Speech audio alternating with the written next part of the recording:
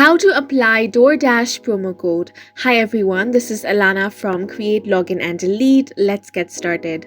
On different websites, you can find the Doordash promo code which you can apply to get discounts on your order. So if you have any such promo code, simply copy that, and then in order to apply it, you want to open the Doordash app and make sure to log into your account.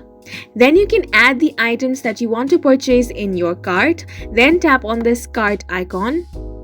Then in order to check out, tap on View Cart.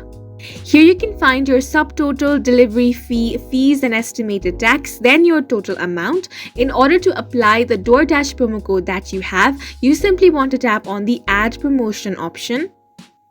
Then on this box, enter your promo code, then tap on this Apply button.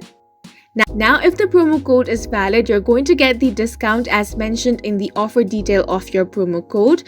Then you can simply tap on the Continue option and then continue to check out, and that's how you can apply Doordash promo code. And that's it for this video. Please make sure to hit the like button and subscribe for more helpful tutorials.